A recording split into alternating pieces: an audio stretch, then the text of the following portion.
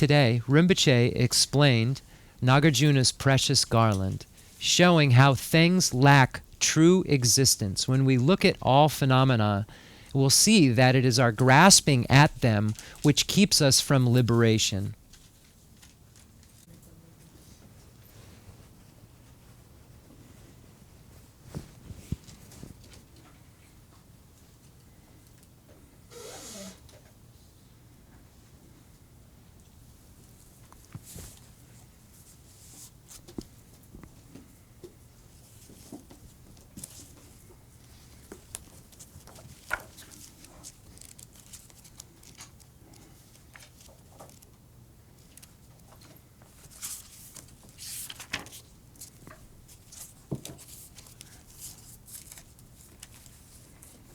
What are you doing? That the Lamrim double that the Chibuchungu Land, Digla, Chibichimi Lanson, Chibuchungu Land, the Jonathan Lende, Tilatin Dendruya, then Jibin Digla Havason, Tilatin Tabandruya, then the Shanchuk Santa Shindula Suba, Chibichibi Land, Tilatin Sanjivisu. What two things are it? Welcome, everyone, to the Chenrezig Tibetan Buddhist Center. Again, we are studying the Master Nagarjuna's precious garland called the Uma Rinchen Chewa. It's a very short text in terms of length of other texts that Nagarjuna has written. It's considered one of his shorter texts. And the contents of it are very similar to what we've previously studied in the Lamrim. So we find not the exact categories presented per se, but the actual teachings that are presented within those categories are all found within this text implicitly. So when we look at what those categories are, and we look at what those categories represent, first, we start with what the categories represent. The categories represent a summary of all Lord Buddha's teachings. So what are Lord Buddha's teachings? They're the pronouncements that this particular Buddha, Buddha Shakyamuni, gave, and we have 100 texts in Tibetan that were translated from Pali and Sanskrit into Tibetan that are the pronouncements of Lord Buddha. And then we have the authentic Indian commentaries, I believe 213 of those. And those commentaries are considered authentic and are considered exactly in line with what the Buddha presented and explain what the Buddha presented. So when we talk about the summary of Lord Buddha's teachings, or what is that? We're talking about the pronouncements of Lord Buddha, the Kangjur, and the authentic Indian commentaries, which are the Tenjur. So we state that any teaching that you read or that's given should be in concordance with the Kangjur, the pronouncements of Lord Buddha. Anything that is in contradiction with the Kangjur, or that contradicts the entire Kangjur. So remember, the Buddha taught to scope. So there are seemingly contradictory teachings even within the pronouncements of Lord Buddha, but those teachings all lead to one specific goal eventually. So as long as the teachings are categorically within that, and they can be found to be traced back to Lord Buddha, they're considered authentic. So what we're summarizing are those authentic teachings. All of the Tenjur can be traced back as far as material and meaning back to Lord Buddha's teachings, and the pronouncements of Lord Buddha are Lord Buddha's teachings. So when we say Buddha's teachings summarized, that's what we're talking about. Directly Lord Buddha's teachings, but the authentic Indian commentaries are also considered authoritative. So when we see those referred to, those are considered as authoritative as the pronouncements because they've been checked. And they're definitely, those 213 texts are in concordance with the Tenjur, the pronouncements of Lord Buddha. So the first category of summary were teachings that the Lord Buddha gave in order to achieve higher realm rebirths. The higher realms, according to Buddhism, are the gods, demigods, and humans realms. According to Buddhism, there are two realms within cyclic existence. They're categorized so many different ways, but you can do it like this: the higher and lower realms. The lower realms have 3: hell, hungry, ghost, animal. Higher realms have 3: human, demigod, God. So this practitioner wants in future lives to be reborn into the higher realms of cyclic existence. So the Buddha stated that by going for refuge to the three jewels of the Buddha, the Dharma, and the Sangha, engaging in ethical behavior that abandons the 10 non-virtuous activities, and acknowledging when you have engaged in negativity, if one practices that, the Buddha stated that in dependence upon those practices, one will achieve higher realm rebirths. So that's the first category of the summary of Lord Buddha's teachings by three. The next category is called the teachings shared in common, and that's called the teachings shared in common with beings of small capacity. The next category of teachings are for practitioners who wish to end cyclic existence altogether, wish to abandon all 6 realms of cyclic existence, wish to abandon the higher and the lower realms, and this practitioner wants to achieve liberation or nirvana for themselves solely. The Buddha stated by engaging in the previously mentioned teachings in the small capacity and coupling them with the 3 highest higher trainings, the highest higher training in ethics, concentration, and wisdom, that practitioner would be able to achieve a complete cessation of rebirth altogether within cyclic existence. And these are called the teachings shared in common with beings of medium capacity. The final category of teachings were for practitioners who not only wanted to achieve liberation, but wished to achieve complete Buddhahood, wished to achieve the removal of even the imprints of the disturbances which allow one to be bound to cyclic existence. And once one removes those imprints of those binders, then one can be omniscient and one can be a Buddha. So the Buddha stated the way that he, in this case, because there's male and female Buddhas, but in this case, the way that he achieved not only the abandonment of the afflictions or the binders to cyclic existence, but also the imprints of those things which keep beings from being omniscient, the Buddha stated to do this. The Buddha stated, practice those things in common with small and medium, and then couple them with bodhicitta, the mind that aspires to become a Buddha. And then, once you achieve that bodhicitta, engage in the 6 perfections, the engaged bodhisattva practices, the 6 perfections of generosity, ethics, patience, effort, concentration, and wisdom. So the Buddha stated that by practicing these 3 different categories, you will have 3 specific results, and by practicing all of them, you can become a Buddha. So this is the basic pith of what the 3 capacities are referring to, and their contents are found in the precious Garland, just like they're found in the great treatise on the stage of the path to enlightenment we just studied. Deso.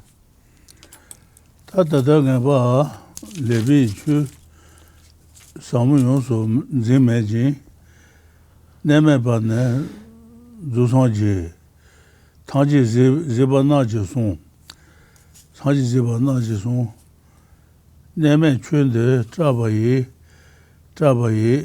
ju ne la ngo ga xin yue de me la me le mande ba me ke de ne pong an ju ro yo ba ta de me ba che ta long song na de ne wo de ngai song jia la su ba 어디 송대 있어래 내매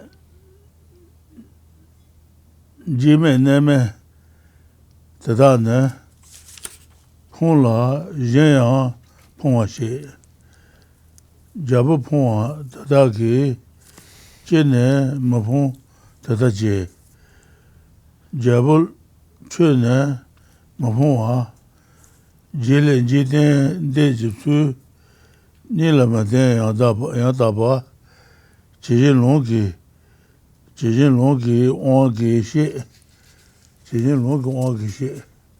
didan suna sheba didan suna shawandi samo chuyu dada medi yedan rangi That's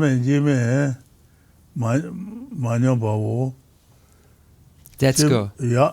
Dene the donda that's dene Rinpoche the garshane the donda gare neme the jipe ma nyang pao the donda that's donda.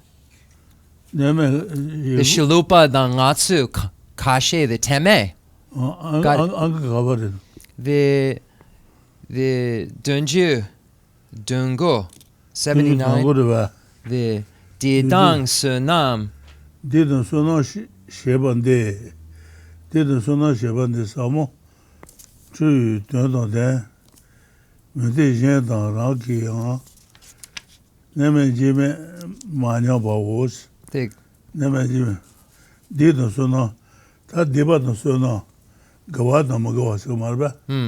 Didang Sunam Shawande. Diba Meba Sunam Meba Injiro. Saman Chu Dundon. Mede Jendang Raki.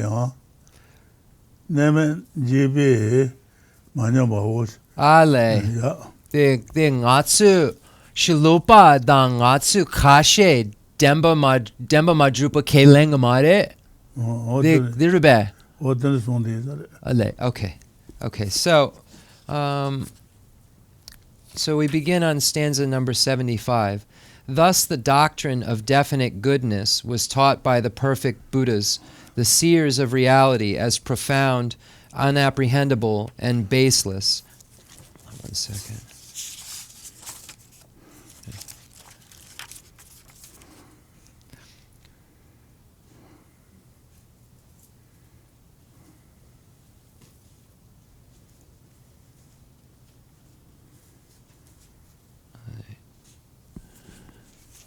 Just bear with me one moment. I just want to check one thing. Then the Geshe Rinpoche, the Tambo.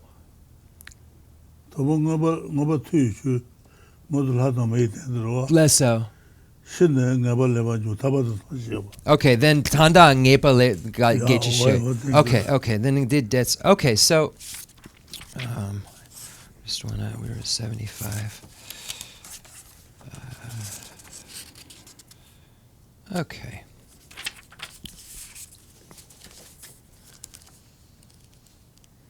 So when we're talking about two categories, so this first stanza that we just read, number 75, speaks about definite goodness.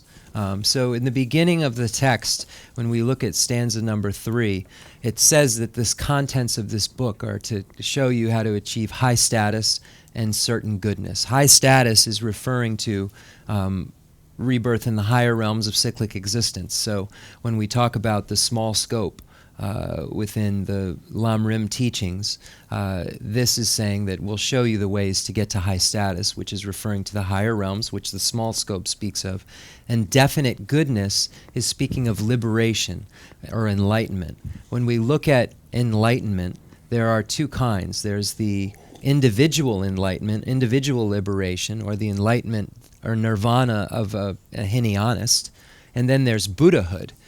So this category of definite goodness is speaking of primarily because this is a Mahayana text, when this kind of definite goodness would be referring primarily to Buddhahood as its main goal of the most definite goodness.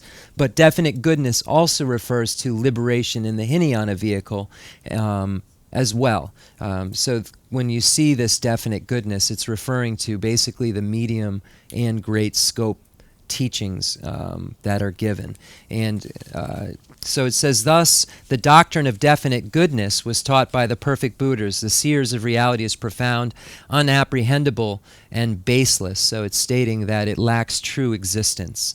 So here it's starting to talk about that even these things that are taught are not truly established. They're empty of inherent existence.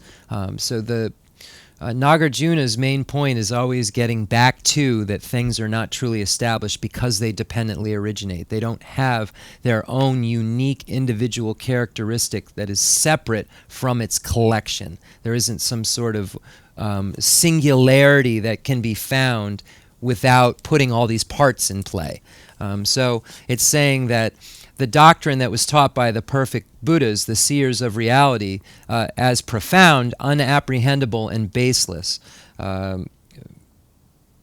So then if you look at this point, it says baseless means not proving a base for the conceptions that things inherently exist. So when it's baseless, it means there's no base that can be found to prove inherent existence.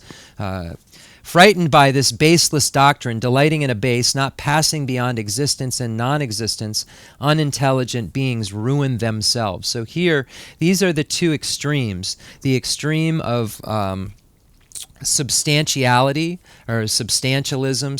Sometimes they'll put singularity of substantialism, usually is the best way, and then nihilism is its opposite.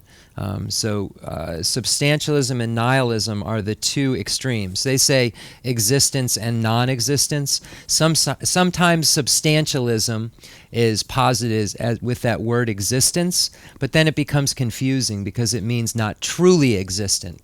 Because existence, the word existent is an incorrect word.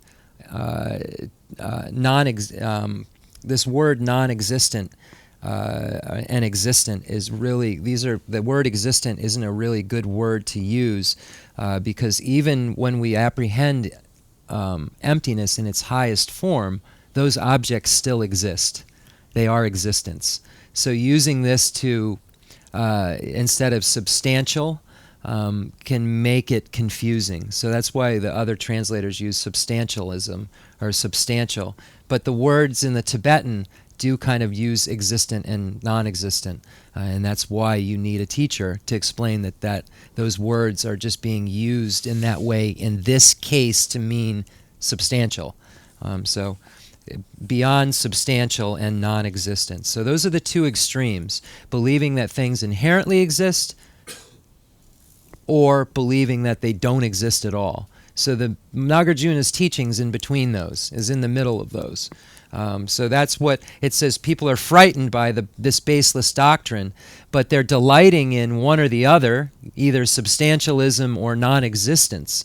So anyway, so then it will begin to untangle how substantialism or existence, quote parentheses, true existence and non-existence. It says unintelligent beings ruin themselves. Those beings who don't understand the middle understanding that things are not truly existent, not truly established, but they do exist. It says those unintelligent beings are beings who don't see that. Afraid of the fearless abode, they ruin others. O king, act in such a way that the ruined do not ruin you. So it's saying that there are many teachers who have had wrong teachings given to them, and then they spread those teachings. So whole doctrine is being taught to a king. Nagarjuna was asked by a king how to run a kingdom ethically. So Nagarjuna responded by writing a text. And he's saying, so whenever he says, "O king," he's talking to the king he's writing a letter to. This is a letter to this king.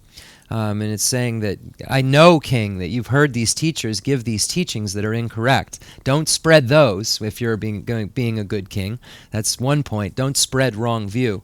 O king, lest you be ruined, I will explain through the scriptures the mode of the supermundane, just as it is, the reality not partaking of dualism. This profundity, endowed with meanings drawn from scriptures and beyond ill deeds and meritorious deeds, has not been tasted by those who fear the baseless, the others, the forwarders, and even our own. So it's stating that there are even teachings within Buddhism and followers of the Buddhist path that assert views that aren't the final view. Nagarjuna holds the final Madhyamika view, but there are 18, 19, 20, 21, 22, 23, 24 or so tenet systems below that that aren't the final view, that are Buddhist tenets. So Buddhist tenets there is a final view in Buddhism, but Buddha thought that some beings needed to gradually get there. So there were other tenet systems that were taught to scope of the being. So it's saying even our own, meaning like even Buddhist, forwarders is a non-Buddhist tradition that they're referring to. So it's saying basically non-Buddhists and even Buddhists have this incorrect in some cases. That's what I was checking with Rinpoche about, by the way, when I stopped. Okay, dene. Natsu jeju lesson. Sacho madalo na that. 원이 되면서 I hate 그 counting. 사초 매롱 등아 저 되게 맞아 내발라 사든 마냐바지고 도와 사스는 잡아도 말어 사제 초 근데 가던 한 추저 다음에나 매대도 말어 매 멀저면 대도 말어 사주 매롱 근데 오바체베 당하면은 근데 매대도 말어 사주 매롱 Less so. what 마냐바지고 그래서 저런데 회사들 제고 그래서 저도 녀손도 내도 말해서 Less so. what 손대서 Then the Kanga. Then the Kansak Sachu Me Long Nyamdu Yene the Chipo 사초 멜롱 나칼라 the Tombani. 더 마냐바고 그래서 Less so. 더 녀손도 맨내도 말해서 Less so. Oh, less so. Less so. 어떤 게 저런데 아우들 제고 그래서 Less so. 손대서 Less so. Okay. So this next stanza, a person is not earth, not water, not fire, not wind, not space, not consciousness, and not all of them. What person is there other than these?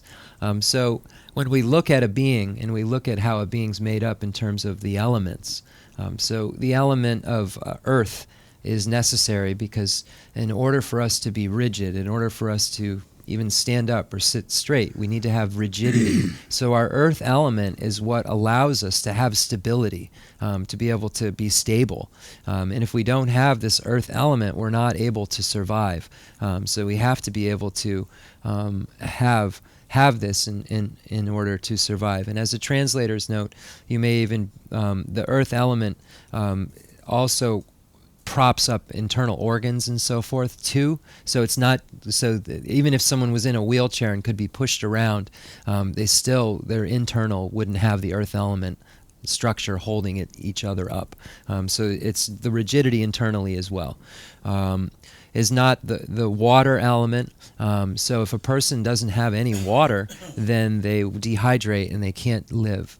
It's necessary to have fluids within the body, and bloods and fluids and so forth.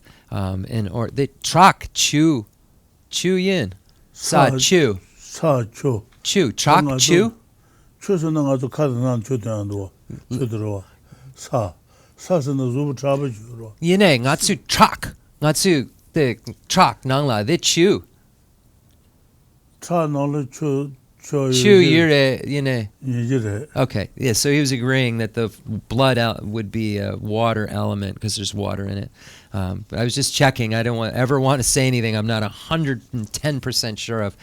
So that if we need to have the water element in order to stay alive, if we dehydrate, or if our body had no water in it, we wouldn't be there. Our person would be no longer. So we see that it's necessary for us to have this earth element, and it's necessary for us to have that water element. And if the fire element is responsible for making sure that we stay at a temperature that's warm enough, if we don't have warmth, we perish, we die. So the fire element is responsible for keeping us warm, and if we don't have that, we aren't alive, so we're not there as a person. The wind element is our breathing and all of the air that flows. Without having that breath, without having air flowing through our channels and through our lungs and so forth, it's not possible for us to stay alive. So we are also, that wind element is necessary for us to be, if you will. That's the best way to say it, in order for us to be. And then the space element, in order for the blood to flow, in order for air to flow, there has to be a space. If there's something blocked, then you won't be able to breathe and you'll perish. So it's necessary to have the space element in order for there to be the person there. So when we look at these things, and then we say consciousness itself, so the mind, the consciousness, the awareness of where we are. So we have this earth, water, wind, fire, space, and then this awareness of where we are. And other things, if we look at the aggregates, we say, not all of them. So if the person is singular, it can't be all of these things, because these things are many and they're not the same. So we can't say that the person is just the earth or just the water. We say that there's a collection there that comes together, that then it says, so you see it's not all of them, so there aren't many selves. And then it says, what person is there other than these? So again, you take away the water element, the person's not there. So what person is there other than those? So what it's saying is, so what are you left with? You're not left with, there is no fire, there is no person. And you're not left, you can't be left with there's multiple persons. What you are is one person nominally designated on top of a collection of parts that are interdependent. The earth, the water, the wind, the fire, the space, the consciousness, discriminating aware, all these things, the aggregates, all of these things come together, and then they're suitable to be named as a person. But they aren't, each of them individually isn't that person inherently, because there'd be those many persons there. And that collection itself coming together is suitable to be named as this or that. But person is defined as among the five aggregates, because there's beings that don't have a form aggregate, who are in a formless body, but still have consciousness and still have all of these other things. So it's merely a collection that is suitable to be named whatever it's suitable to be named at that time. Just like this book at this time is suitable to be named a book. But if we put it under here, it'll be suitable to be a prop for the table. If the leg needs like a, if it needed a shim or something like that, it'd be suitable to be called that because it's performing the function of that at that time. So it's a book and it's that. No, it's whatever is being named as and functioning as at that time. So it's just saying that a person isn't just this one, or that one. Isn't all of those together, meaning there aren't all of these different selves, that the self is the earth, the self is that. It's the collection of those things that the self is named on. And then Rinpoche always gives the explanation of, okay, Jeff is here with all these parts, but if you cut off my hand, I'm still Jeff. Cut off my arm, I'm still Jeff. How much can we chop off? And then Jeff, it's obviously when Jeff dies, but there's a number of parts, that, so anyway, just what you think about when you think about dependent origination and nominal designation. What makes something a book versus a Jeff? Jechu Jechi, 81.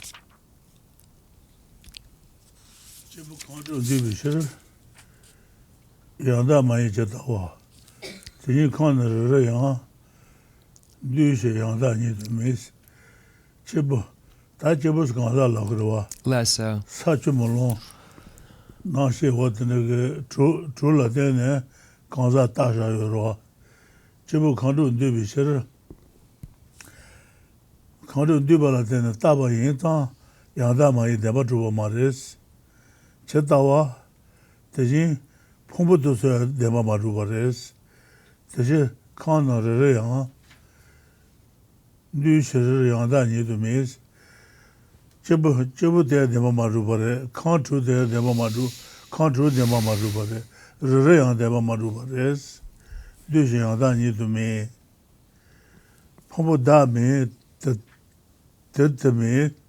Pombo da mare. Da pombo mares. Tete me. Tala teme me, pombo machine, tar de me, teacher, dan chetara use, pombo demo maruban, da demo tubacane mares. What is one thing? Less so. Just as the droop, calm droop gare Rinpoche, sachu melo, sachu melo naga sheba ale. Okay. So just as a person is not real due to being a composite of 6 constituents, so each of the constituents also is not real to being, not real due to being a composite. So the 6 constituents are the earth, water, wind, fire, space, and consciousness, as mentioned before there. So it's saying that you can't say the I is truly established because it's a composite of those things, because then you have all those consequences. If it's are there 6 eyes there? So you can't say that the eye inherently exists singularly because of being a collection. It can't be a singular because of being a collection. So you can say that, and when we say it can be singular in terms of it existing as that, like as a Jeff exists, but Jeff doesn't exist without that collection. So when we say singular, we have to be really careful with that word. There is one person there. We're not saying that everything is one. We're not trying to say that I am Terry and so forth. There are 2 separate entities there.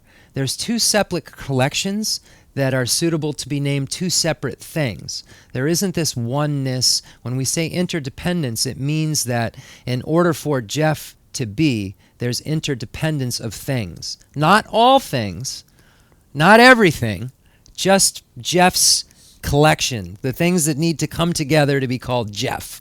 Whatever, that's the interdependence we're talking about. And then throughout situations, there's all kinds of interdependence that you can posit through each situation and each karma and through each occurrence. But we don't say that this interdependent means that everything is just one and connected. Buddhism never states that. There are individual consciousnesses. We each become individual Buddhas. Our consciousness never mixes together. When we say becomes one taste, we're imagining that taking place when we have the initiations and so forth. Tara's consciousness will always be Tara's consciousness. We will never have Tara's consciousness. If we could do that, Buddha would wave a magic wand over our head and just make that happen. Here's my consciousness. It's the reason that doesn't work is because our karma is our karma, our consciousness is our consciousness. We have a separate collection suitable to be named our consciousness that comes together. And they never all mix together. So I just want to make it clear that when we're speaking of these words in English that are very loaded, I'm explaining what the Buddhism meaning in those loaded English words is. You can't take them at face value when you read these books. You have to have the implicit understanding of them. And that's why it's very dangerous sometimes to read emptiness stuff. That's why the Buddha said, one of the Bodhisattva vows is you can't teach emptiness to someone who's not an appropriate vessel, because it's so easy to misunderstand. So that's why when I clarify English words, and Rinpoche has always said to do it, because misunderstanding emptiness is the whole thing. That'll drive you the wrong way. You could do everything else right. Misunderstanding that will make it all go wrong. Because it will all be because of clinging and ego and grasping, as opposed to everything you doing it with an intelligent understanding of it. So just as a person is not real, right there, they're very dangerous wording. The person is not truly existent, singular, like a soul that will eternally be permanent, Jeff. Why isn't this permanent thing there? Because it's a collection. Jeff is dependent upon these things coming together. When these aggregates die that Jeff is named on, Jeff's no longer there. There's just a consciousness that then clings to another collection that becomes suitable to be called something else. So that's why Jeff doesn't have this permanence, this existence that we would cling to as having an inherent existence. Because if Jeff inherently existed, Jeff would always be. But all it takes is this heart to stop, and Jeff is no longer. All there is a consciousness that goes to an intermediate state to cling to whatever the consciousness's karma drives it into, throws it, forces it into at that moment. And that's why Jeff isn't real. It's not that there's no Jeff sitting here. It means there's no inherently existent Jeff that you can say is going to be sitting here forever, or that'll be in my next life being like, I'm back. Jeff dies, then the consciousness could become whatever the next is. If I'm going to be a dog, I'll be born as a dog, and then somebody somewhere will name me something, because I'll come out as fur and a dog, and if it's a boy, they'll name me a boy name, and a girl name, and I won't remember any of this, because all the things that I clung to remember this are gone, because of impermanence. And impermanence is also mixed into emptiness a little bit, because you have to understand impermanence helps to prove it a little bit.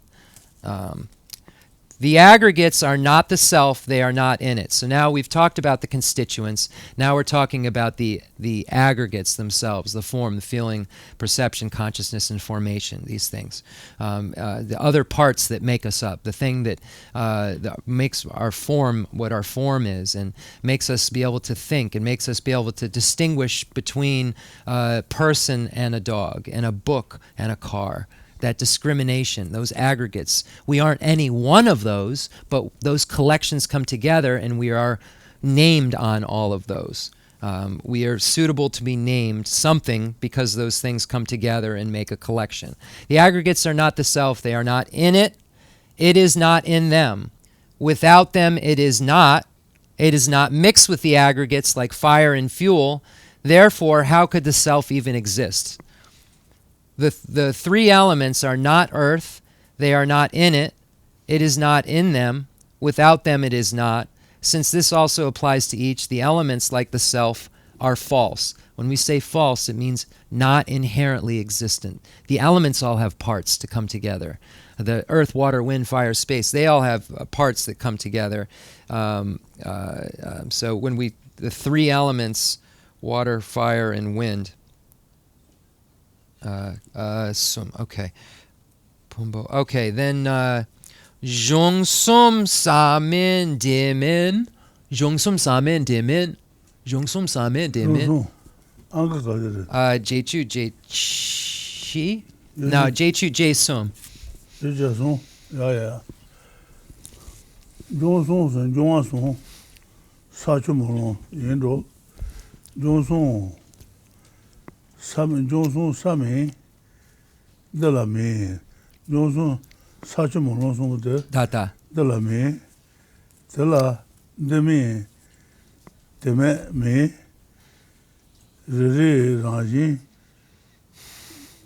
ni deshir Joanna Chan and Daji Jumatu Dema Madubares Sachu Madan Lona Rang Oni Dome, Sachumon de Mamadubore, Sachumon Rean de Mamadubores.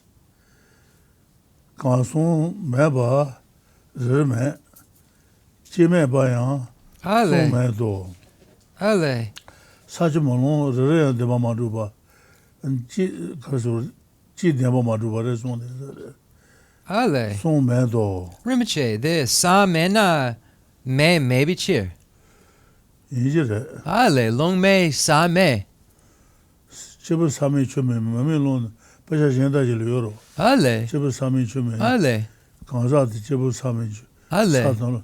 Sachumolo, La Tan Taba Yezan, Tamares. Yine, Natsu,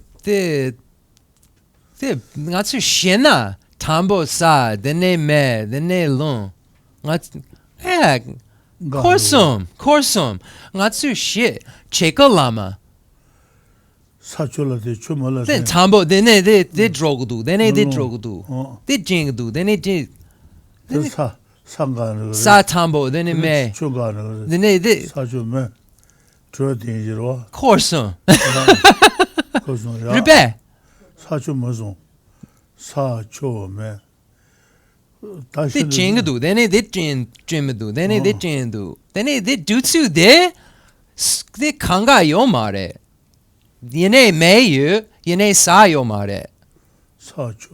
We're just debating something. Well, I'll read it and explain what we're debating. It's fun. Digsung. Salobang, tetsum chasung. Then Sachumadon on the Rang to mess. Son demo Maduba Maze, Zeran demo Maduba is less so. Oni to me. Consum Meba Reme. Gelde son. Jime Bayan. Sumetos. Demo Maduba. Demo Maduba Naji. Less so. Son demo Maduba is less so. What to the lady? Less so. Jime Bayan, Sumena. Susu Rangu Maide, Susu Rangon Yoba Maide, Dune cheba yinbe tante yinbe what to go in That's it. The Gelde Somme. Kede somme rere ame. Chime bayan somme na.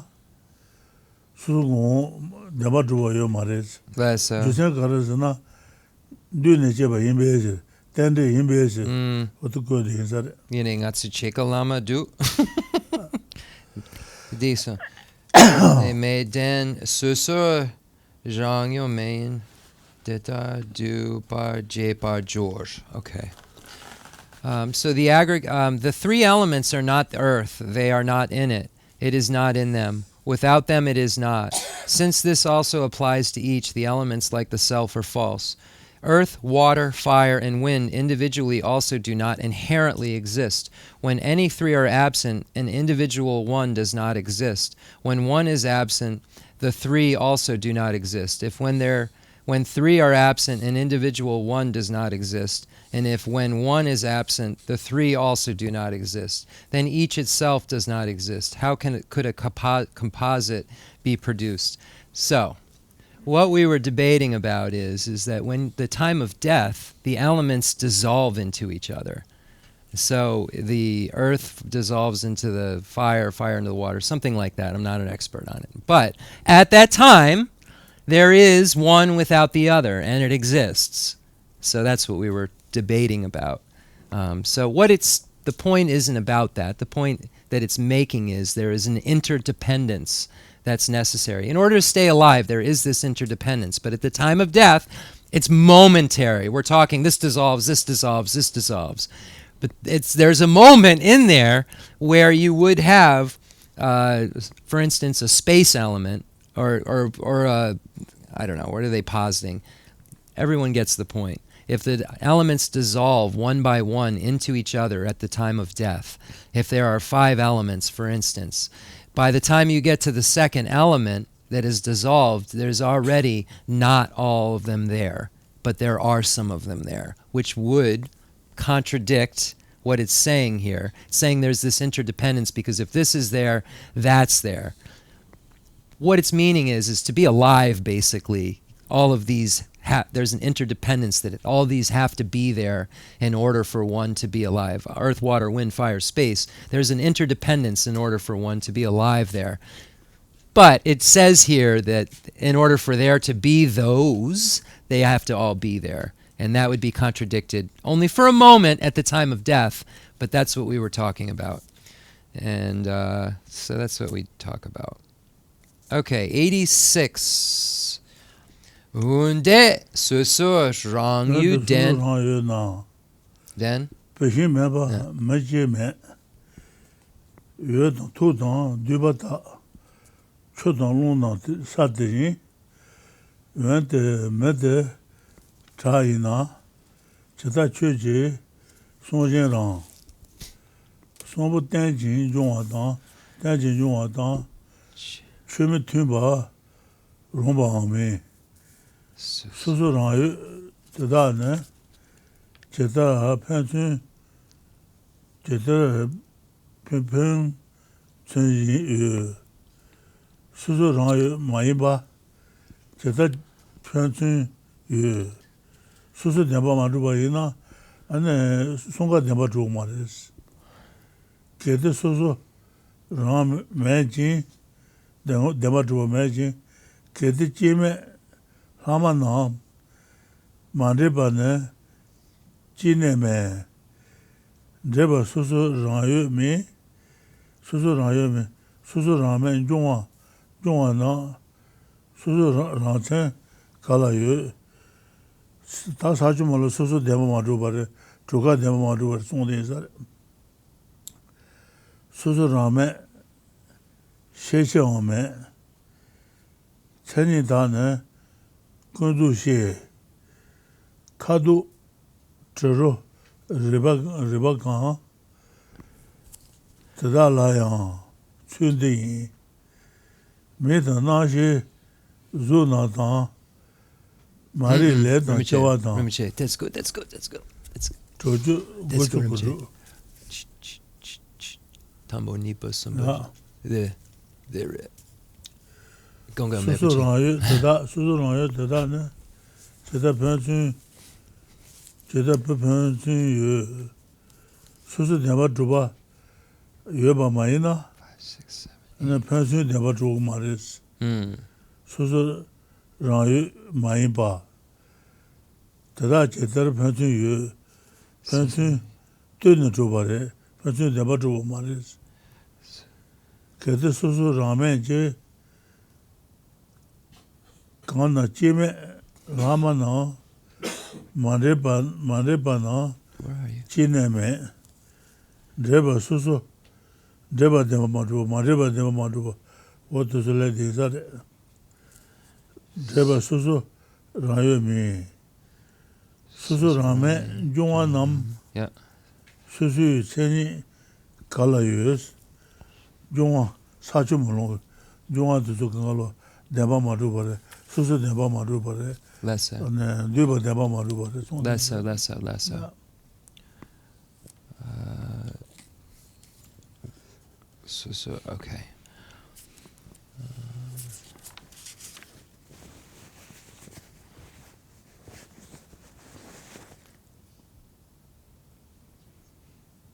Otherwise, if each itself exists, why without fuel is there no fire? Likewise, why is there no water, wind, or earth without motility, obstructiveness, or cohesion? If it is answered that fire is well known not to exist without fuel, but the other three elements exist by way of their own entities, how could your three exist in themselves without the others? It is impossible for the three not to accord with dependent arising. So it's stating that you see that fire it's necessary to have some sort of agent that makes the fire occur. A fuel, sticks, some sort of sticks rubbing together would be a fuel. So some sort of fuel in order for the fire to occur. So it's saying that you already can talk about it with that. You see an interdependence, and all of the other elements have this same nature, that they are not truly established because they are interdependent. They're not inherently existent because of themselves. They don't inherently arise from themselves, other, both, or causelessly. When you look at that, when you analyze those things, so how could those that themselves exist individually be mutually dependent? How could those that do not themselves exist individually be mutually dependent?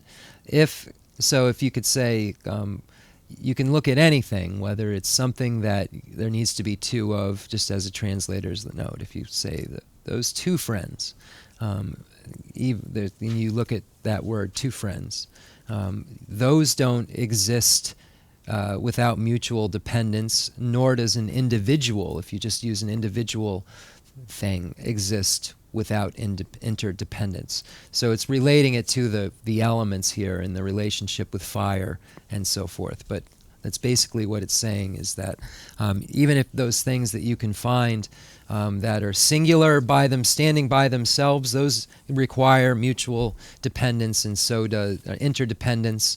And so do those things which are a grouping. If it is the case that they do not themselves exist individually, but there is one, the other three, but where there is one, the other three exist, then if unmixed, they are not in one place, and if mixed, they do not themselves exist individually. The elements do not themselves exist individually, so how could their own individual characters exist? What do not themselves individually exist cannot predominate. Their characters are regarded as conventionalities. This mode of so they exist. So the conventional existence and ultimate existence. So these elements are conventionally earth, are conventionally water, are conventionally wind, etc. This mode of refutation is also to be applied to colors, odors, tastes, and objects of touch, eye, consciousness and form, ignorance, action, birth, agent, object, action, number, possession, cause and effect, time, short and long, and so forth, name and name bearer as well. Earth, water, fire, and wind, long and short, subtle and coarse, as well as virtue and so forth, are said by the subduer to be ceased in the consciousness of reality. So these labels, and seeing them in the eye consciousness apprehends a form and doesn't investigate whether that form's a collection. It just names it. It just thinks it's this thing that's permanent, solid, and always that. So it's saying that once you see reality directly, you understand that it's real reality. You no longer believe that its name is its true existence, that its name is its true existence, and that it's and qualities that you put on it have any kind of true existence. Okay. Dene ngatsu kadok jare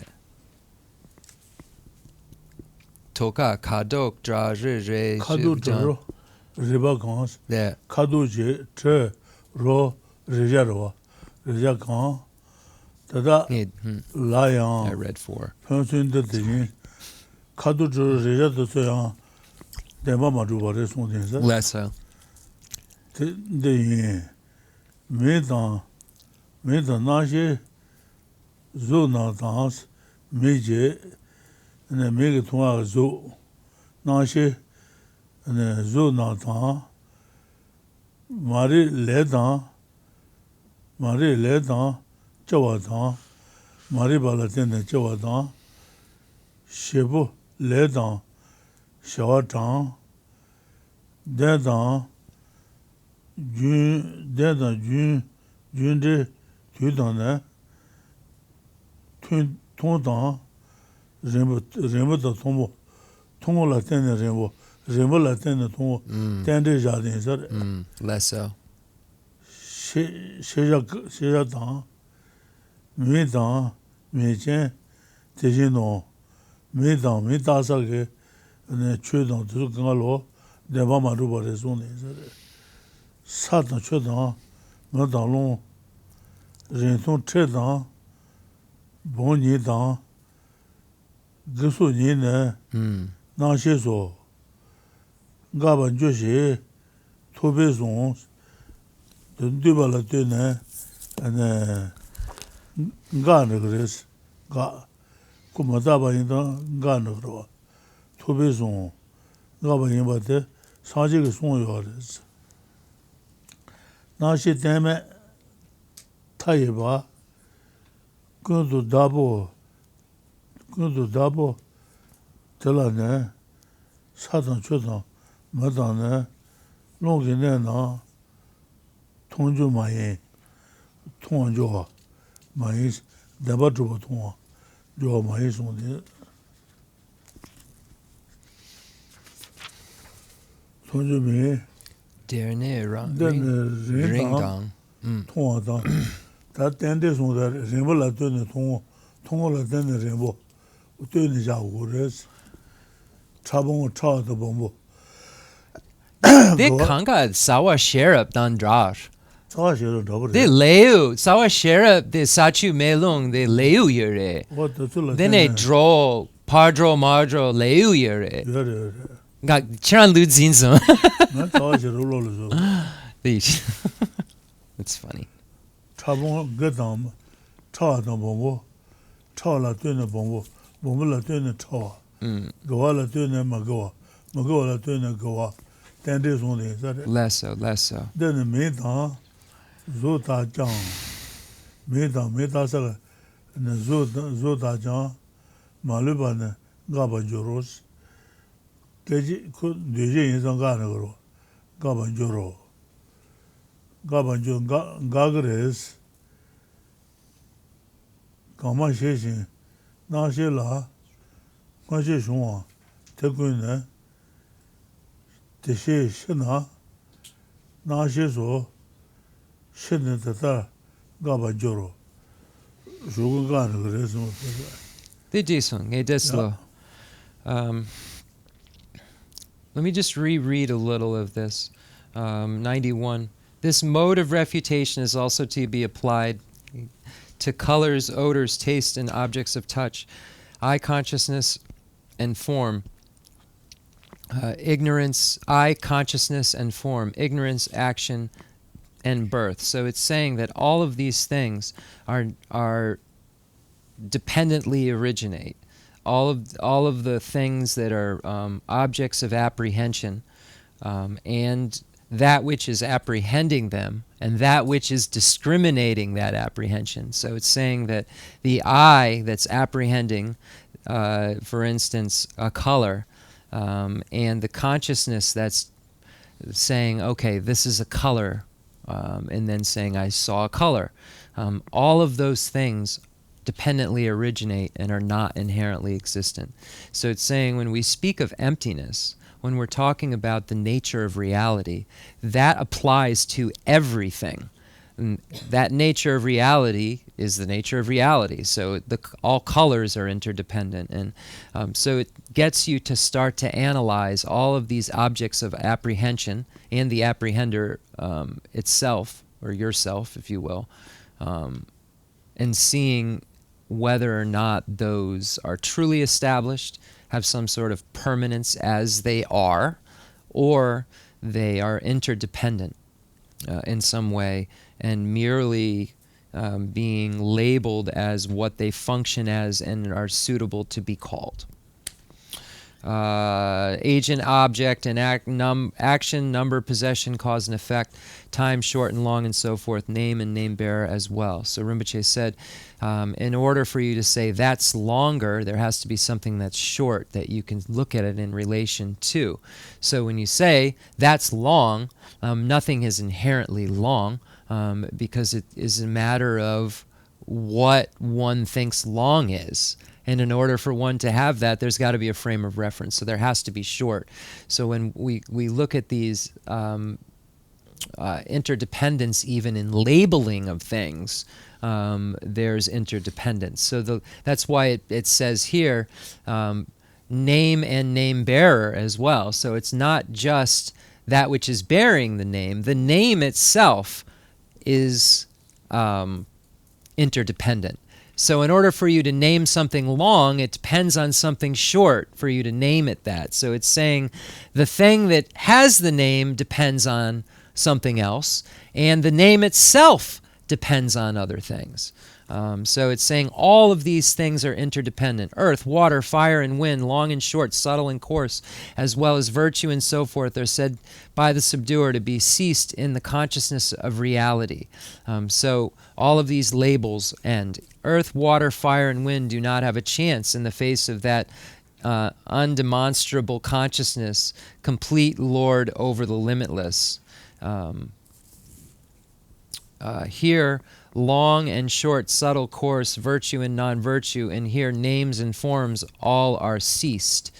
And this is talking about when one perceives emptiness directly. When one has a direct perception of the nature of reality, it's an event that takes place in meditation, way into it's not a normal event that just happens. Just for anybody that's new, someone in a generation, or 10 it's something very rare. Like there may not be someone in the whole world that's ever seen emptiness. It's rare like that.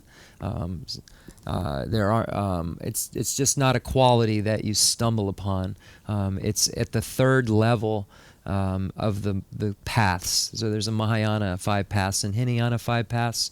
The third path is called the path of seeing, where you directly perceive emptiness. And that doesn't occur until you've had an inferential understanding that's incontrovertible. So you've basically studied enough and gotten your mind to the point where you don't believe anymore that things aren't inherently existent. Like there's not a moment of your mind that thinks that things are inherently existent or that you cling to them in that way. And then at that point, once you reach that intellectual understanding, then you have some sort of experience that only one who's had that experience could explain, and then the ones who have had it say it's not really explainable. So it's an actual realization of the nature of dependent origination that occurs. Let's see, all those. So what I was talking to Rinpoche about, and he was agreeing, is that this text is following many of the same topics and in some of the same order topic-wise, even in a stanza, as the entirety of Nagarjuna's root wisdom text, the Mulya Madhyamika Karika. That's his large text that Chandrakirti wrote the entrance to the middle way as a commentary of. And that commentary is what we study the first Wednesday of the month, and that commentary is what they study at the monastery in their third class. When I say third class, it's like 12 years in, but in their third class, they study that. Madhyamika, yes. I think we're at 96. Yeah. The Nyamshe, Shirnamshe. The 95. Guchu Gonga. Guchu Gudru. Yeah, the.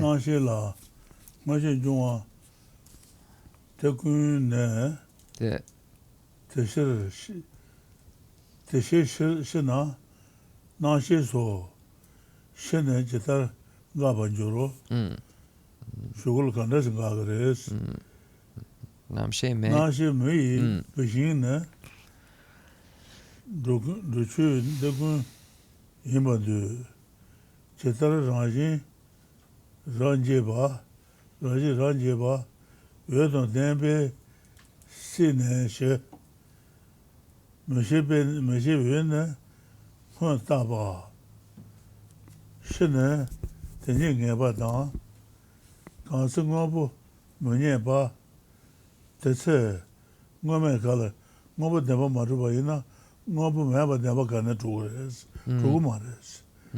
Zuji ngobo muzan sere, nakayan dejino, zu deba maruba naje, nakayan deba maruba res. Jume zu ta kala yu, teshi mezan nijame, yuma mena dubi zu kana yung bares. 소단 뒤에 뒤에다 Okay. 나신 중앙 따보다 다진 뒤네 상자대 대셔서 간주 다면도 rāmachi chīwā ngōpa tōwa tā, ngāpa lēpa tēmpa tē lō tōmbu hōs. Pombo. Lō tōmbu rē, yeah. Okay. Then Rinpoche, the Donagare, Ngachiwa Yure, 75, 76. The Namshe Mei Pushing. Namshe Mei Pushing. Namshe Mei Pushing. Namshe Mei, the Donagare. The Dazin Me? Dazin Me? Dazin. Namshe Me Payaro Paya. Namshe Mei Pushing ta. Shin the Mei Sitting Marba. What is it, Marba? Mei Pushing ta. Mei Shin Sindro. Chugun Dagun. Yemandos. Mei Pushing Siba Najin. Chu Sambala Pachu Dun Rubare. Deba Marubares. Bless her. The Chu made on Jar. The Dandagare. The Chu made on Jar. Namshe Mei Pushing. Namshe Mei Pushing. Namshe Mei Pushing. Dro Chu. Yemandos. Larger the patient to Demo Marubaro. The Drochu. Chukun Demo Marubares. Ale. Okay. Decent. Ranjebe, Vedon Dembe, Sine, She. The Wu Mei Sigdu. Huh? The Mei Dazin. Then the Wu Mei Shake Mei Pangdu. Mei Pishin. Pishin Segro. Mei Se. Ale. Okay. Maybe it's a laser. I don't know how light gets rid of fire. Okay. Chetaranji, Ranjeba, Vedon Dembe, Sine, Meshivene, Mon Taba, Shine, Tening Nebatan, Kanse, Mobu Maneba, Tadunson Yamaro. They're decent. Kanse Momen Kalanye. Mobu Tadunson Manana, Mobu Tadunson Kalanye, Nyagamares. zo jungo bo me zang shir na kha yang ne me zang mo Less zo so. de mo ma du ba de Less na so. kha yang de mo ma du ba de Less so. jo me zo ta kala yo jo me na zo kala yo res de ba du ba ma res Less so. de je me zang ye jang me Less so. so wa dang du she dang du je dang na shen jong ta bu dang Less so. da Pombonga. de je do de mo ma du ba sang sha sang lu dang wo res Tuche. de je kan du da me do Rinpoche chungwa ngaba tuwa dang ngaba leba tenpa te lo tongpo. Yapudu. Okay. The Nengatsu Kagare Trio What Danlenja. page? Okay, all where did I end off? 95 or 6? 7. 6. Okay. All those that earlier appeared to consciousness because of not knowing that reality will later cease for consciousness in that way because of knowing in that way. It's very, very important. In that way. Grasping at them incorrectly. So it ceases. Because when someone experiences emptiness, they come out of that, still see things. Their eye consciousness still apprehends them conventionally as concealed, but they know differently, for sure. It's no way around it. But they see the things still as a book and as the way it's not like there's some new reality that they come into. There are new realities that occur, obviously, when you're a spiritual being, but their apprehension is still a book and still a this, but they know that it's not inherently existent and there's no confusion whatsoever. The reality is all these phenomena of beings are seen as fuel for the fire of consciousness. They are pacified through being burned by the light of true discrimination. So I was asking Rinpoche, is there like this light that burns the fuel and the fire?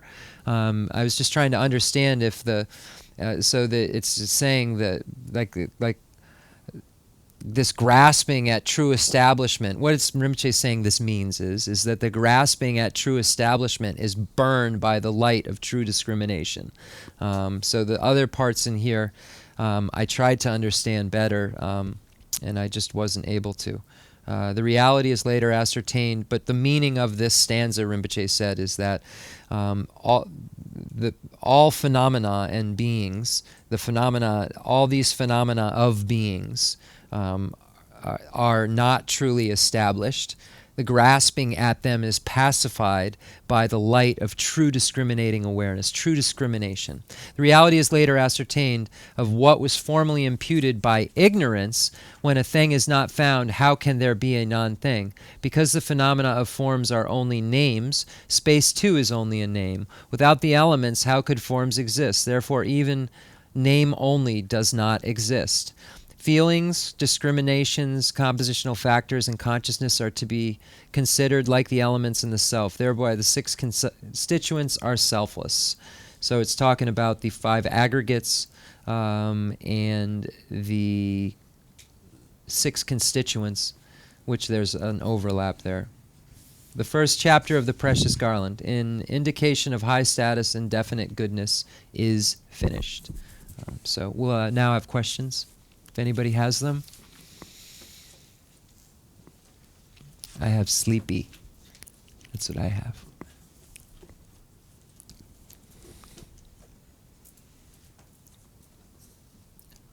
Such a great text. So much meaning within it too, at different levels. It's really good for a beginner and really good for someone advanced. I mean like a Geshe, not me. The Heart Sutra.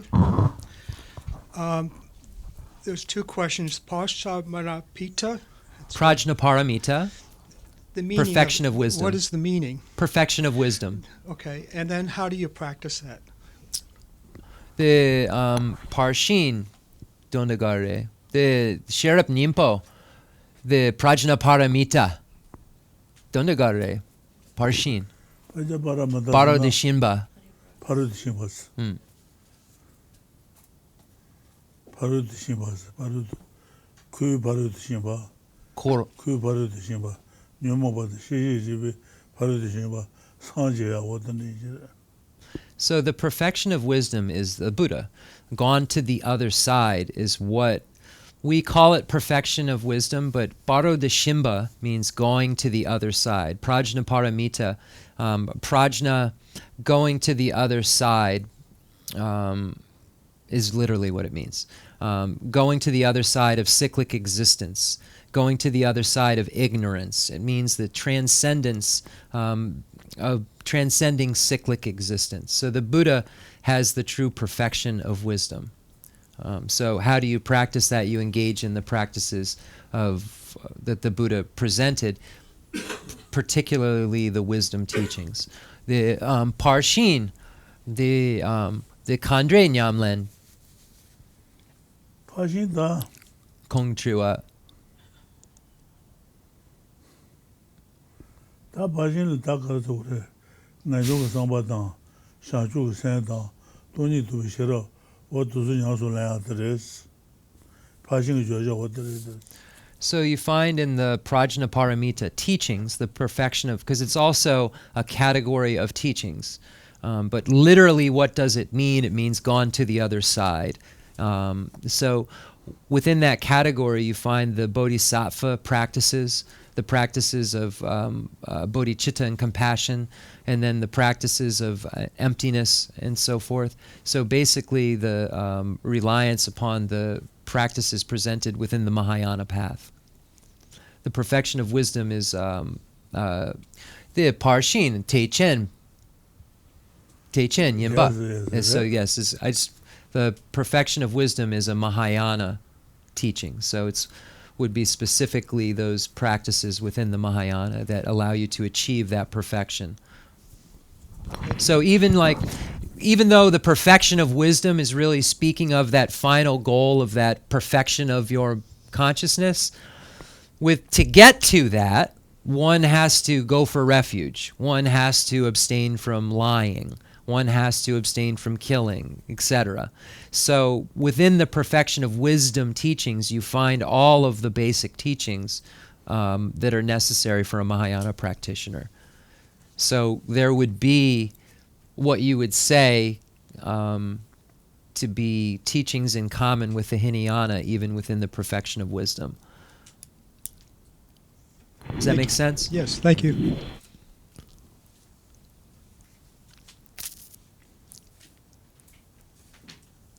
Prajna, Rinpoche, the Prajna Parshin, Gari, Paro de Shimba, Prajna Paramita, Paramita.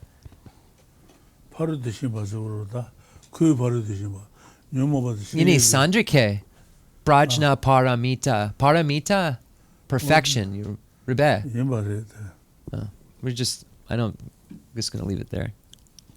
Yes. Thank you, Rinpoche, for teaching and Jeff for translating.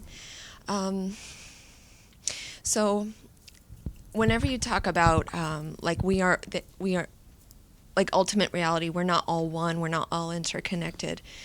I get so curious, and I don't know how to ask the questions.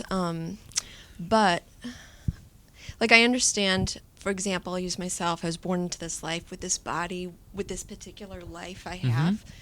I don't know everybody in the world. I don't have a relationship with other countries. You know, okay, so it's limited. And I get that. But at the same time, from a spiritual view, like in Buddhist teaching, we're taught that we've all been each other's mother in the past because we've had countless lifetimes.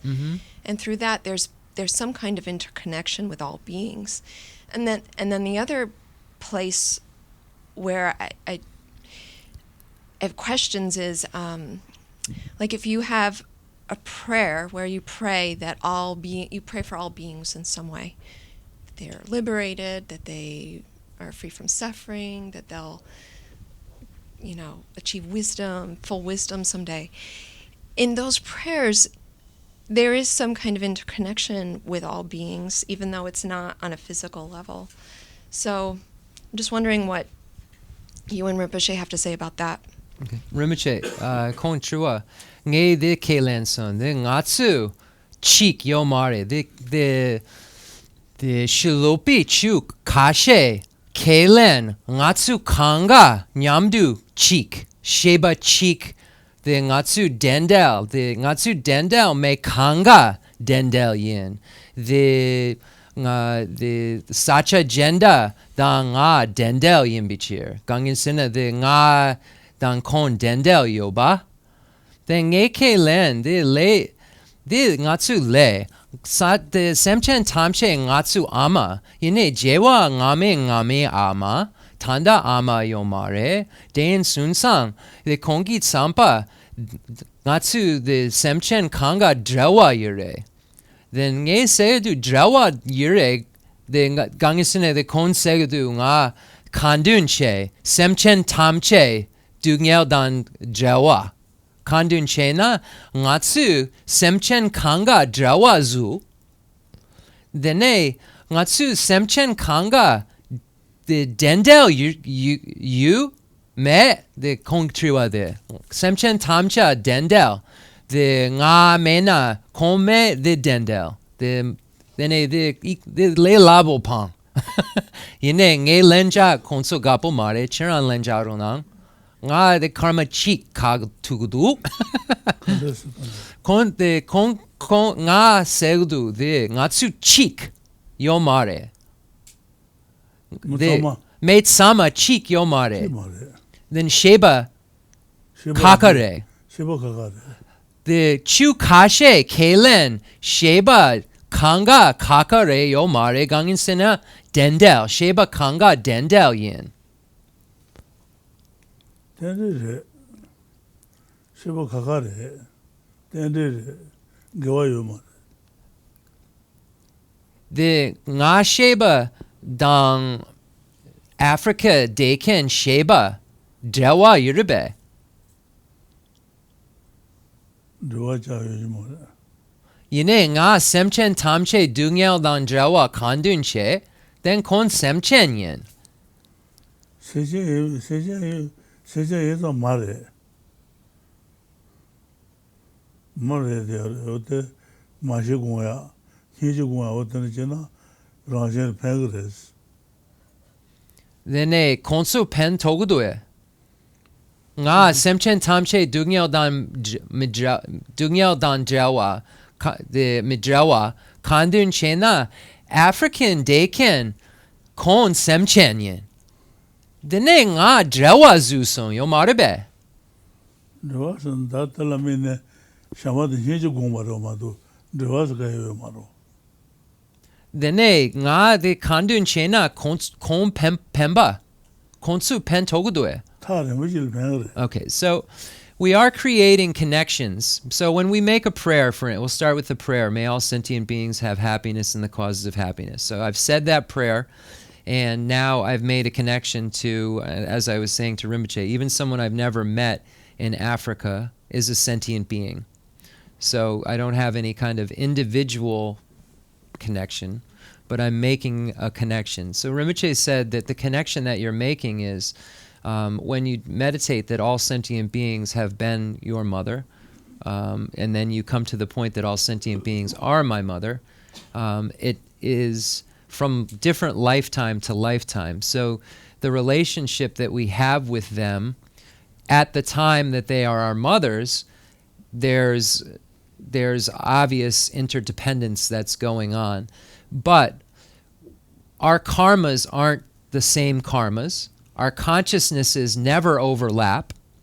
So each individual is having an experience that is subject to whatever karmas are manifesting at that moment, creating whatever experience they're having at that moment.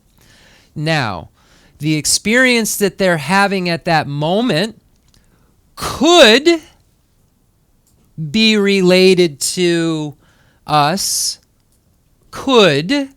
if, for instance, we're born as a human because we were very generous to, or we're born as a rich human because we're very generous to you in a previous life. So now that specific karmic arisal has a relationship with you only because you were a participant in my activity. But everyone's karma and everyone is not influencing my experience at every moment, because only certain karmas are arising for me to have that experience. And that specific karma only occurred with specific groupings of people. Now, that karma I created then was because of another karma from before. So you can start to trace it, but it's always in concordance, and we have so much diversity that our experience is not always being influenced by all sentient beings. Right. But there is the potential that we have, because all sentient beings have been our mother, to have some kind of experience in relation to every sentient being. Because we were mean to our mother, we were nice to our mother. So if all sentient beings have been our mother, at some point in time we're going to have an experience from that relationship, but it's not an ongoing thing. You know what I mean? Yeah, that like, karma goes and then is extinguished, and then it's gone. So because it isn't permanent, I would argue that interdependence is just coming and going, just like everything is, impermanent, fleeting, and that it isn't interdependent in that way, that it's always at play, but it's always possible for it to be at play. So it's almost like it's there lingering, but certain things, certain beings that have been my mother and the karma I related to them with is gone. You know what I mean? Because I've had all those lives that have extinguished karma, and the karma is not permanent. It goes away. So certain relationships I don't have connections to. I would argue, if I was debating, I would argue that I don't have connections with all beings necessarily, because all of my karmas, certain karmas have been extinguished that I did in relation to them, and I didn't do anything else in relation to that consciousness. So I don't, it's like when a Buddha's a Buddha because he no longer has the making of suffering. I no longer have anything made of what I did in relation to your consciousness at some point. Right. Anyway. But and what about that prayer? Like, okay, for so the all prayer, beings how does have that help? happiness? I asked Rinpoche that. So thank you for reminding me, because he answered that. He said that eventually, because our aim in that is to become a Buddha, we will eventually, because we prayed for all sentient beings, be able to, as a Buddha, be of the utmost benefit and connect to them at that point. Because the fruition is, may I become a Buddha for the sake of them all. Okay. Why do I want to be a Buddha? Because I'm handicapped until I'm omniscient. I could think I'm helping you, but I'm really not. You really might need to experience some suffering in order to wash your karma, and it's your ride, and I'm trying to take it away, and I'm just putting it in the bank for later for you, when this life could have extinguished it. But that doesn't mean we don't help people. It just means we're a little handicapped, and we don't always know if our help is help. We go ahead and help as Buddhists, because that's our duty. Including prayers. Our prayers help. Our prayers help later. Our prayers do not help that being in a real direct way at the time of prayer. So my prayers, like I send out prayers, and they're not sending out. You're praying for yourself, really. Even if I imagine that I'm sending prayers out. You can imagine it. I can imagine that there's a rabbit under my table right now, but it's imagination. But if you're there are instances where if you have a very strong connection with someone and you're saying prayers and they're in the intermediate state, because they're looming around and you have connection to them, they might hear your prayers. Stuff like that. But praying for someone on another continent, the Buddha would just do that. The Buddha's omniscient. The Buddha would just sit down and be like, okay, I'm going to emanate a body for every being and just pray for them all day and fix them. The Buddha would just sit on your head all day and pray for you and fix you. You know what I mean? So the prayers eventually help, and you have to do them so that you connect with them. And also, by doing that, if they beat you to it, they're connected to you to help you because you prayed for them. When they become omniscient and can see all your lifetimes, they can see you prayed for them, and you know what I mean? So you're creating a connection. You're creating the cause? You're creating the cause for you to help them and them to help you. That's why the Buddha is forced by his or her compassion to help. The Buddha doesn't have a choice because the cause is there, which is, may I free all sentient beings from suffering. So that's what the Buddha's mind is. The Buddha's mind doesn't move from that. So that's the cause. Thank you. Rinpoche, the ngatsu semchen tamche du nyao ma dang midrawa ngese du ngatsu kon the nga the chikshena the terry du nyao dang midrawa nga kandunche. Dene terry jewa shema shanchu le. Nga yomare nga the gupa nga the jewa moagu. Chik gang nga drewa zu son den sunsang terry Sanjay nga ropa chegare. Did gangisena drewa zusong.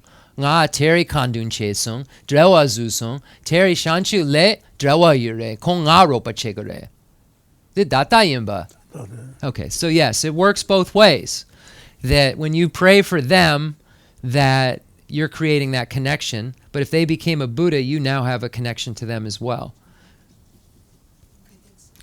But it's stronger the more close you are with someone and the more real that connection is until you become a bodhisattva that can really see all those beings and their suffering and have the clairvoyance to really perceive it. And yeah, it's just easier. You really feel sad when someone close to you is suffering. You feel sadder.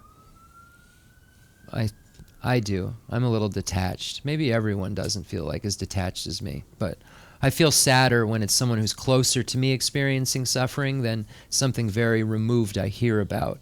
It's not that I don't get sad about the removed part, but when it's really close to me, I feel I experience, because of the grasping at myself, I experience it much stronger. A bodhisattva would experience it all equally because of that grasping isn't there. The self-cherishing attitude is being removed, so that feeling of sadness would be there for all. That same, I need to free them from suffering, I would just have to even hear about a little bit of suffering and it would bring a bodhisattva to tears. I try to remember. Thank you. When the elements dissolve at death, Yes. Consciousness takes rebirth. Yes. It's consciousness that takes rebirth. Yes. Consciousness has memory. Yes.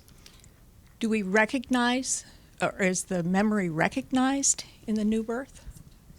Okay, so of the last life? Or consciousness is carrying lots of life. Right.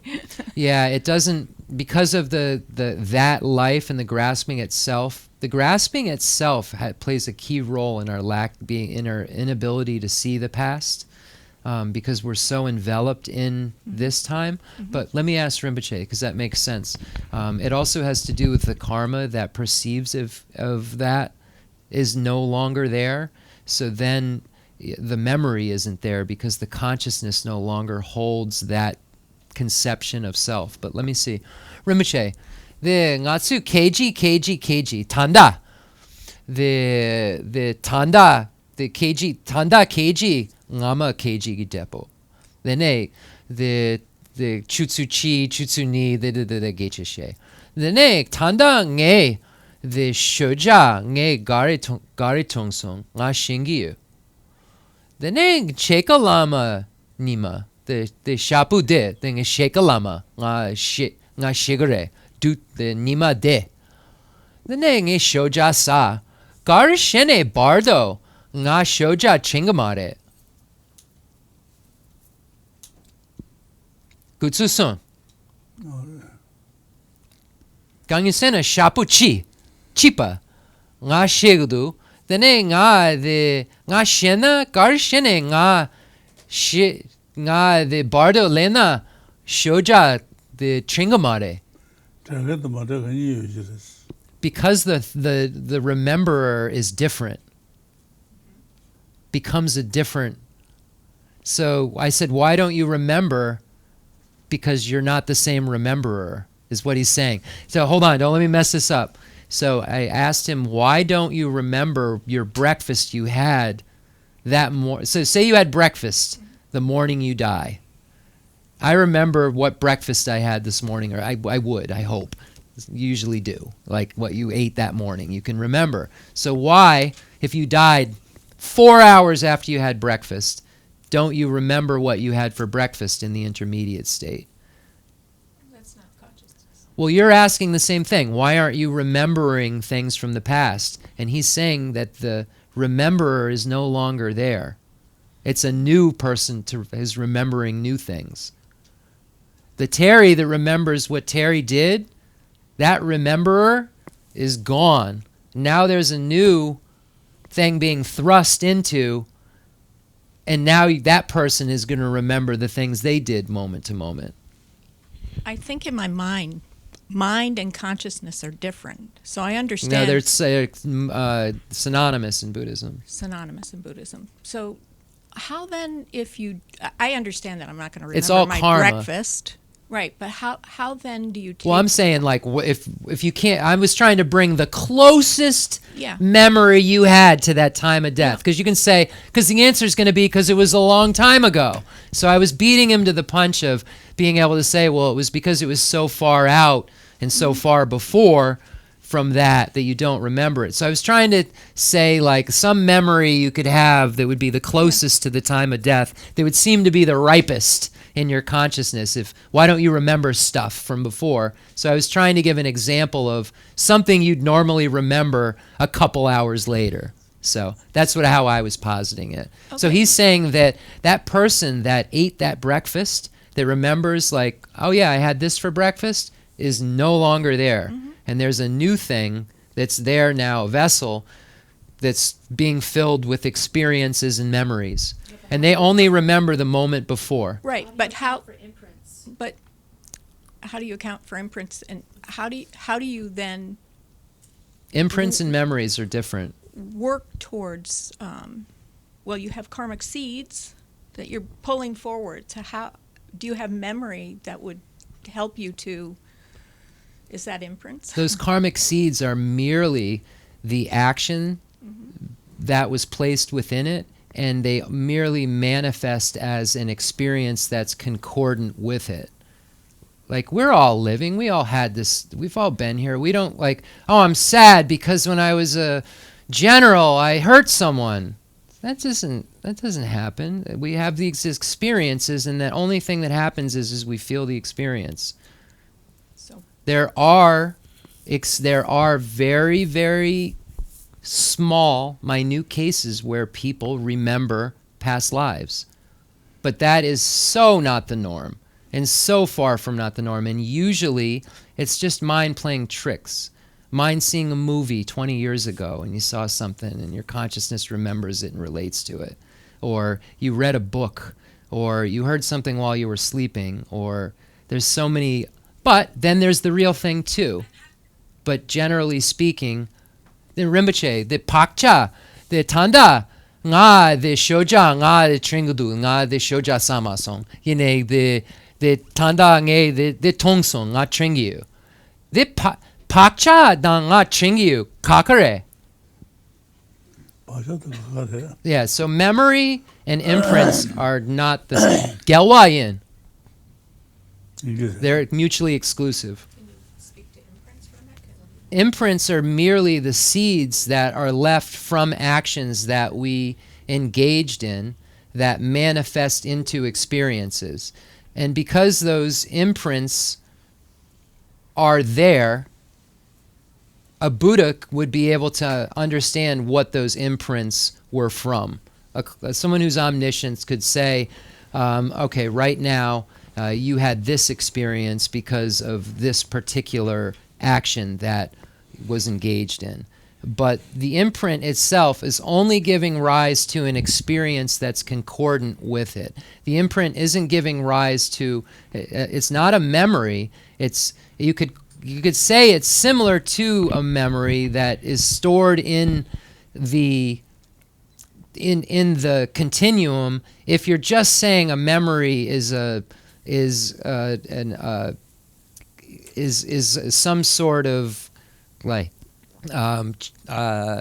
event that took place that is being like recorded, is a recording of an event that took place.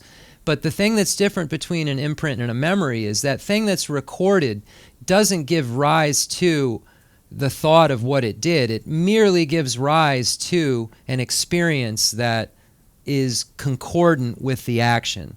So the experience that you have is merely the karma that relates to what you did, but it's merely being left in there, and it's merely being posited in order to have experience. Now, a clairvoyant could see more into it than other people, but for ordinary folks, it's just producing experience based on concordance. Now,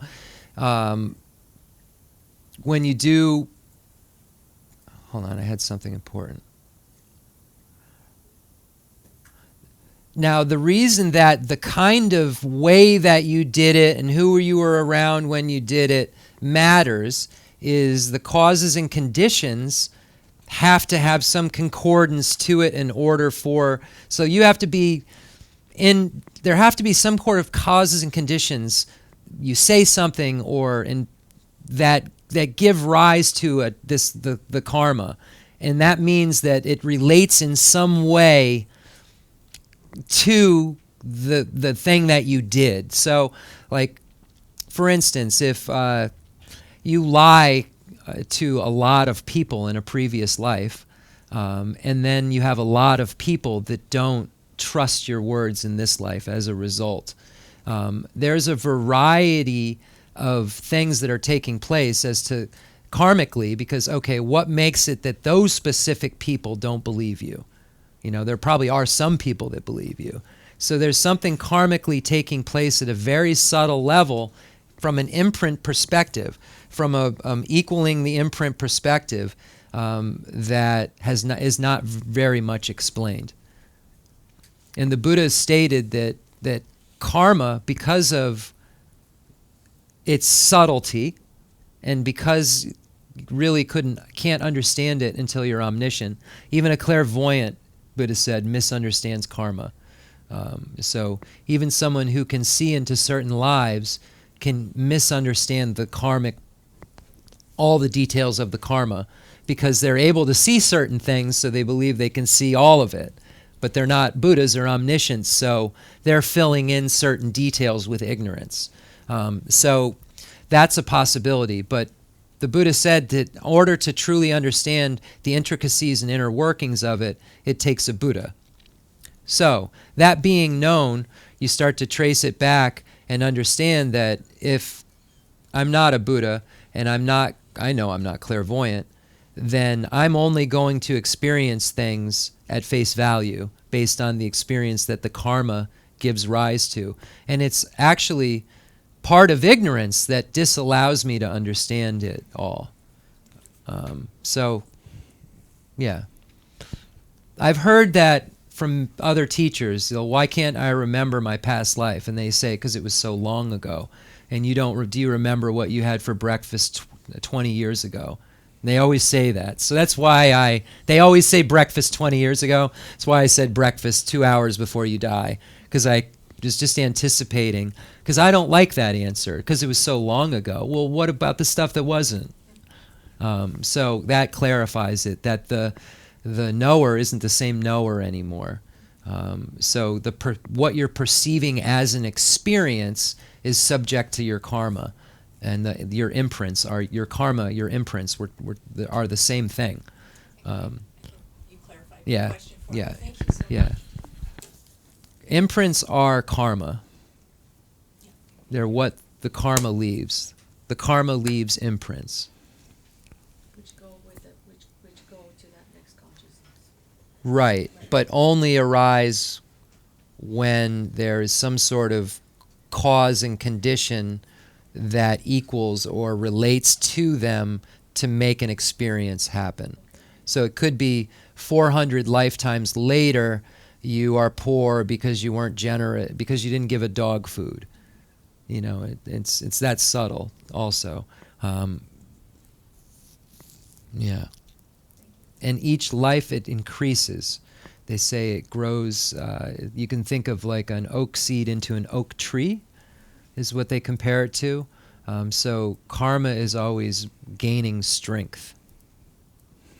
But then my debate would be, well, then the virtue is too, so it's all the same. Just like the day of increase where everything's worth 100,000. Well, everything bad you do is worth 100,000 too. Anyone else have any questions?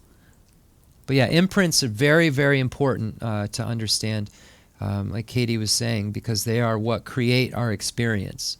But we don't remember what we did to create that experience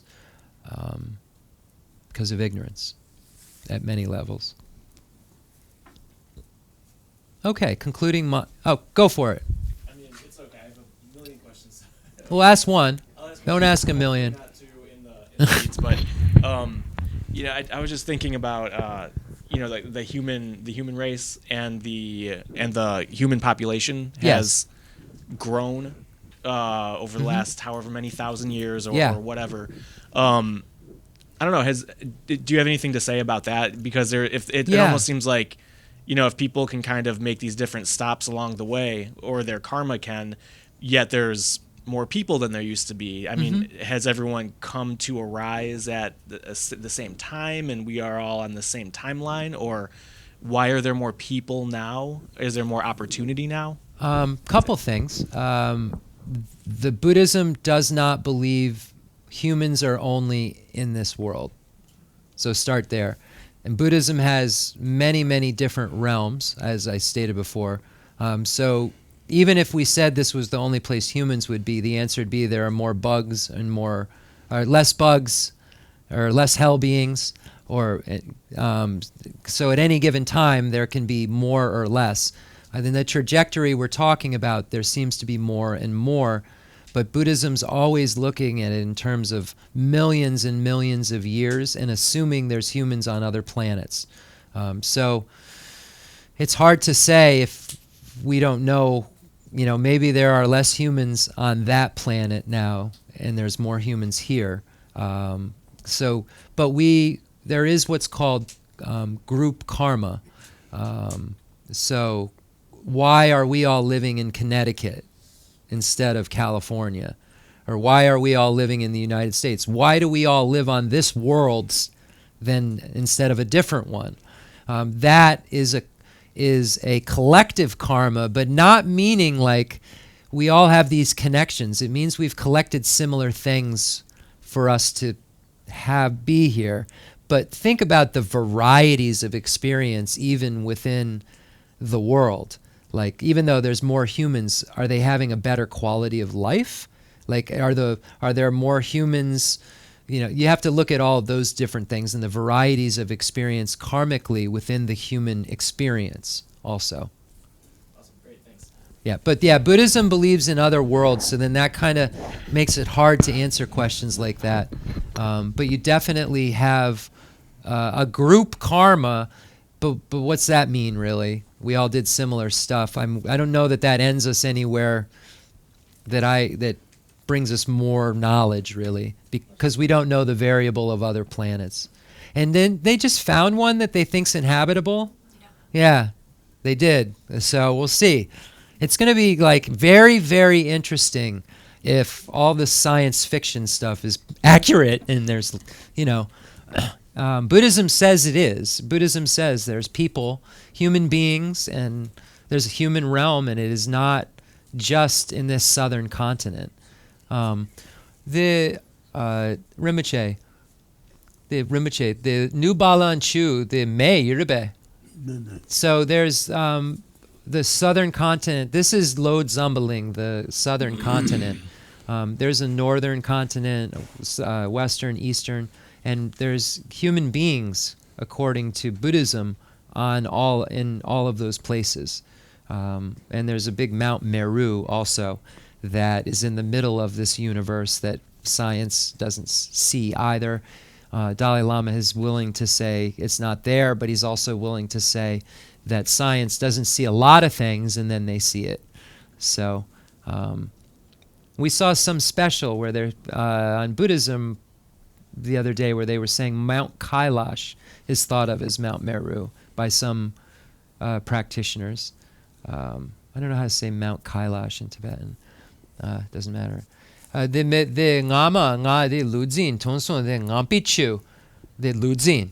Then konso kelen de rijelpo de Pula yure the Sheda Chembo, Everest Yomari, Kailash, Mount Kailash. I don't know how to say it in Tibetan. It's probably just something he doesn't agree with, so he's like, well, where did you hear that? But the Mount Kailash is thought of as possibly being, and they were saying it actually might be also a nuclear reactor inside of it that created energy for a previous alien society. So it wasn't a normal thing we were watching, but it was on Buddhism. But it was on Buddhism and aliens, on ancient aliens. You got to entertain yourself. All right. So concluding mandala offering and dedication prayer. De Lunyan Kalen, de Chikshena Nu Balanchu Sacha Jenda, de Lu Truchar Zusong, de Ri Jelpo Nangla Yure, de Lu Truchar Dandrar Yure. The Rijelpo Nangla, then Konso Kelen Pula Yure, Suzu Song, the Ngatsu Lo Zambaling, the Sacha Jenda De Kenzu Song, the Lunya, the Kelen, Senripa, the Senripa, Yene, that's Nyumbit Senripa. I was telling him there's a little crazy science. I said it's a science, but I said it's a little bent. I think everyone would agree some of those shows aren't always grounded in reality. But who are any of us? According to Nagarjuna, no. Have you seen that one? The concluding mandala offering and dedication prayer. The fundamental ground is scented with incense and strewn with flowers, adorned with Mount Meru, the four continents, the sun, and the moon. I am at Buddha land and offer it. May all sentient beings enjoy this pure realm.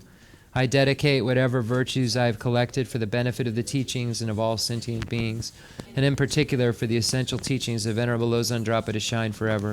I send forth this jeweled mandala to you, precious Guru. I dedicate all this virtue to emulate the knowledge of the hero Manjushri and likewise Samantabhadra as well, with whatever dedication is praised as supreme by all the conquerors who traverse the three times. I also dedicate all my roots of virtue for the sake of auspicious deeds. In that pure land surrounded by snowy mountains, you are the source of all benefit and happiness. All-powerful Avalokiteshvara, Tenzin Yatso, may you stay until samsara's end. I pray for the long life of the precious Khensur Wandak, upholder of scriptural and realizational doctrines, the spiritual friend who trained extensively in the 5 great philosophical texts with exceptional wisdom and perseverance. Suji Rinpoche Guzi Shapi Denonan. Oh, maybe the